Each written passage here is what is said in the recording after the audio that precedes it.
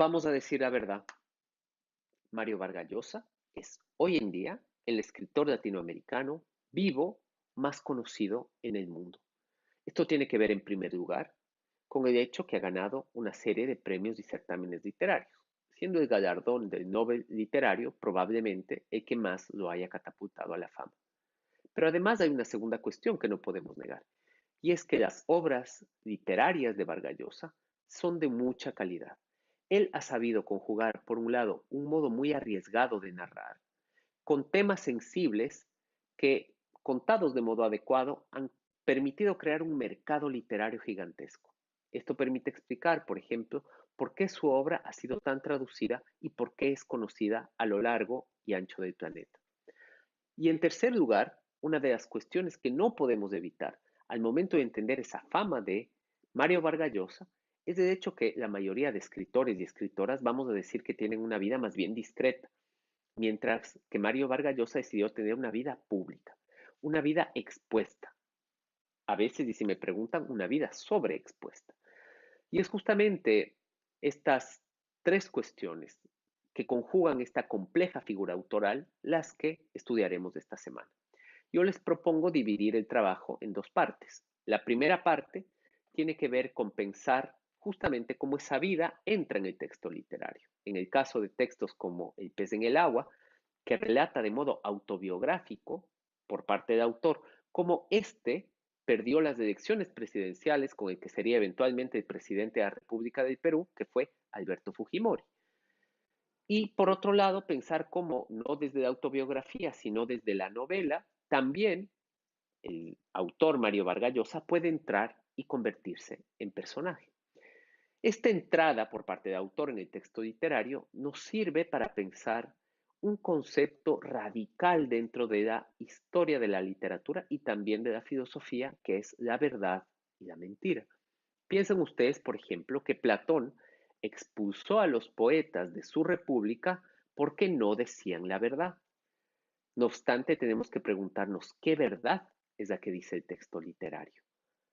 Y justamente me parece que de la mano de Mario Vargas Llosa podemos entrar en ese complejo mundo. Solamente aclararles que para esta parte de la semana es importante que tengan claros algunos conceptos que permiten el desarrollo de este tema, sobre todo pensando que varios y varias de ustedes no provienen del campo literario o del campo de la filosofía, sino provienen de otras ramas del saber. Conceptos como la mímesis, la diégesis o la verosimilitud serán muy importantes para que podamos entender a fondo estos temas profundos que están también insertos en la obra literaria de Vargas Llosa. La segunda parte de la semana tiene que ver con el universo narrativo del autor peruano, es decir, cómo construye narradores, personajes y una serie de espacios y tiempos importantes e interesantes, sobre todo para el contexto andino. Creo que estudiar a Mario Vargas Llosa desde esta mirada andina, entendiendo esas desigualdades de raza, clase, colonialidad, eh, resulta importante para comprender la complejidad de su obra.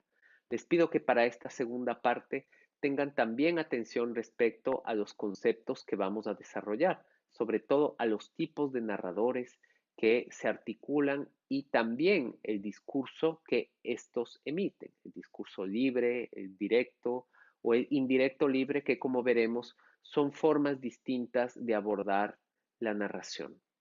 Dicho esto, motivarles a que sigan leyendo los textos. Como saben, tienen una novela corta que tienen que leer, que es Los Cachorros.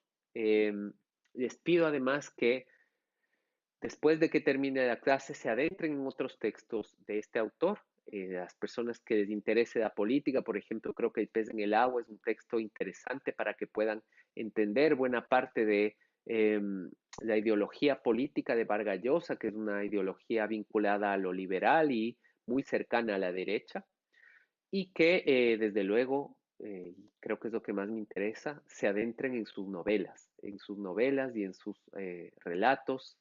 Por ejemplo, la colección de cuentos Los Jefes es una colección sublime que yo creo que se tiene que leer y que creo que en la época actual y que creo que en el territorio andino tienen mucho que ver con lo que está sucediendo en nuestra propia historia ahora mismo. Dicho esto, nada más que desearles una buena semana y recordarles que si tienen cualquier duda me pueden escribir al correo que estaré gustoso de contestarles. Que tengan una buena semana de trabajo.